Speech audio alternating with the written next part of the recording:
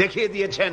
রাসূল করিম সাল্লাল্লাহু আলাইহি ওয়াসাল্লাম বলেছেন, যদি মুহাম্মদ সাল্লাল্লাহু আলাইহি ওয়াসাল্লামের মেয়ে ফাতেমাও যদি চুরি করে অবশ্যই হাত কেটে দেওয়া হবে। ইনসাফ, এর নাম কি? ইনসাফ। হযরত আলী রাদিয়াল্লাহু তাআলা আনহুর বর্ম চুরি হয়ে গেছিল, চোর ধরা পড়ে গেল, কাজীর দরবারে বিচার হইল। সাক্ষী চাইলো কাজী, সাক্ষী কই? সাক্ষী আসলো, সাক্ষী দিল যেটা হযরত আলীর বর্ম। কাজী জিজ্ঞেস করলো, হযরত আলীর সাথে তোমার সম্পর্ক কি? বলছে আমি তার খাদেম।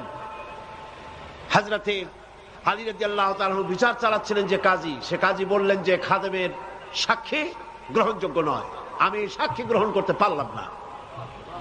ওনার বর্ম হওয়া সত্ত্বেও বর্মটা তিনি ফিরে পেলেন না, যেহেতু শরীয়ত অনুমোদন করে না বাপের পক্ষে ছেলের সাক্ষী, বাপের পক্ষে ছেলের সাক্ষী অথবা তার খাদেমের সাক্ষী।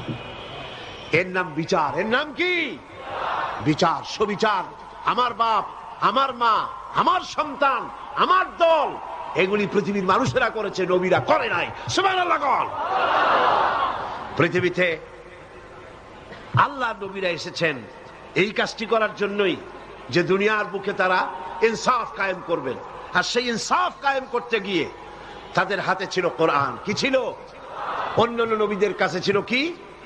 তাদের কিতাব ছিল, যে প্রত্যেক নবীর কাছেই ওহী আসছে, কিতাব আসছে। একখানা কিতাবের অনুসরণ করেছে অনেক নবী। কখনো সহিফা এসেছে, কখনো কিতাব এসেছে।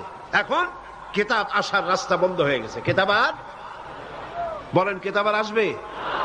কিতাব আর আসবে না। কিতাব আসার রাস্তা বন্ধ হয়ে গেছে। আল্লাহ পাক এই পৃথিবীতে আর কোন কিতাব পাঠাবেন না। কিতাব তো ভালো, আল্লাহ পাক তার নিজের পক্ষ থেকে আর একটি বাণীও বিশ্ববাসীর জন্য পাঠাবেন না।